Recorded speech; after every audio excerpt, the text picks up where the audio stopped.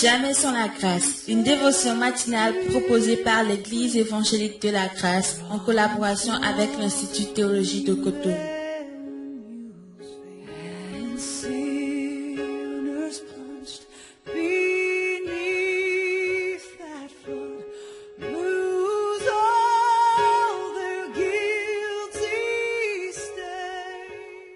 Bonjour chers amis, chers internautes, bienvenue dans cette dernière dévotion de cette merveilleuse semaine.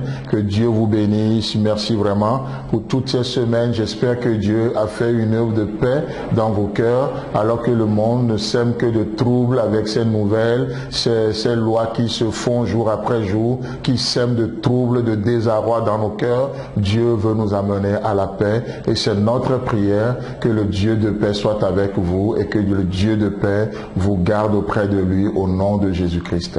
Amen. Alors nous revenons sur ce passage, 1 Thessaloniciens chapitre 5, le verset 23 où il est écrit: que le Dieu de paix vous sanctifie lui-même tout entier et que tout votre être, l'esprit, l'âme et le corps soient conservés irrépréhensibles lors de l'avènement de notre Seigneur Jésus-Christ. Amen. Alors donc on disait entre autres que la paix c'est le produit d'une vie ordonnée, n'est-ce pas? Et nous pouvons prospérer à tous égards comme prospère l'état de nos âmes. Pourquoi? Parce que la paix avant tout c'est une attitude intérieure. C'est quelque chose qui se passe au fond de nous. Et lorsque nous voyons un peu dans cet outil que nous utilisons beaucoup, en tout cas les prédicateurs, ceux qui travaillent à la parole de Dieu, le Bible Online définit la paix comme étant l'état tranquille de l'âme qui ne craint rien de Dieu et qui se contente de son sort tel qu'il soit. Et ça, je trouve ça extraordinaire. La paix, c'est l'état tranquille de l'âme. Donc, encore une fois, on retourne à quelque chose d'interne, quelque chose d'invisible, mais qui s'exprime à l'extérieur. Et l'extérieur peut typifier l'intérieur. L'état tranquille de l'âme qui ne craint rien de Dieu. Oh, et ce matin, Dieu est apaisé. On se lève, on s'approche de Dieu, mais comme il a dit dans Hébreux chapitre 4, le verset 16, avec assurance. Avec assurance. Oh, parce que ce trône revêt le caractère de celui qui est assis dessus. Donc c'est un homme de grâce, c'est un Dieu de grâce sur ce trône. Et ce trône reflète son caractère. C'est pourquoi nous pouvons nous approcher avec assurance, tel que nous sommes. On ne tremble pas, on n'a pas peur, on n'a pas la crainte dans le mauvais sens du terme. On respecte Dieu, on l'honore, mais on n'a pas peur de Dieu. On vient ce matin comme ses enfants, on se jette dans ses bras. Alors que le diable veut semer de troubles dans nos vies, dans nos familles. Oh, je voudrais vous proposer un verset extraordinaire que nous voyons dans Romains chapitre 16, le verset 20. Romains chapitre 16, le verset 20, il est écrit: le Dieu de paix écrasera bientôt Satan sous vos pieds. Que la grâce de notre Seigneur Jésus-Christ soit avec vous. Amen. Oh, je trouve ça merveilleux. Je ne sais pas pour vous, mais il est dit, le Dieu de paix écrasera bientôt Satan sous vos pieds. Je dis, mais waouh, est-ce que le Dieu de paix agit ainsi?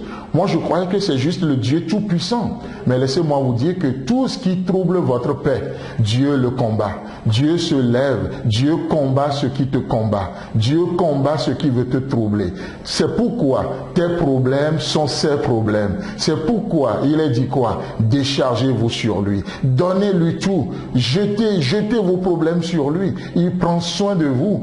Le Dieu de paix écrasera bientôt Satan. Je ne parle pas de tout ce que les gens peuvent faire aujourd'hui. Satan, je t'écrase, Satan, je te mets le piment du Saint-Esprit, la fourchette, toutes ces formules, blablabla, qui ne sont rien d'autre que l'expression de notre frustration chrétienne parfois, mais je parle d'une manière objective. La Bible dit un temps qui est fixé, et c'est très bientôt.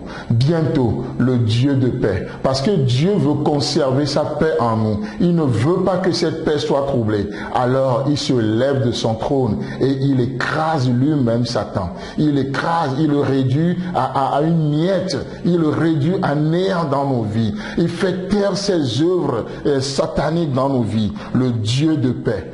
J'aime bien ça. C'est le Dieu de paix qui fait ça pour préserver sa paix en vous. C'est pourquoi Jésus-Christ peut parler dans Jean chapitre 14, le verset 27. Et il dit quoi? Je vous laisse la paix, je vous donne ma paix. Oh, j'aime bien ça. Je vous laisse la paix, je vous donne ma paix. Christ a une paix, il a sa paix à nous donner. Et il continue, je ne vous donne pas comme le monde donne. Non, je n'agis pas comme le monde. Je n'ai pas le même système de valeurs, que ce monde. Je vous laisse la paix, je vous donne ma paix. Mais soyez sûrs d'une chose, je ne vous donne pas comme le monde donne, que votre cœur ne se trouve point et ne s'alarme point. Aujourd'hui, vous rentrez dans ce week-end avec un cœur apaisé. Vous savez pourquoi? Le Père est apaisé vis-à-vis de vous. Que Dieu vous bénisse. Passez un bon week-end au nom puissant de Jésus-Christ. Amen. Si vous avez aimé cette dévotion, parlez-en à vos amis. Parlez-leur du message de la grâce et de ce qu'il fait dans vous. Pour un sujet de prière, une question ou plus d'informations, contactez-nous. Téléphone 64 88 35 87 ou 96 42 69 05 ou par WhatsApp au 94 75 80 20.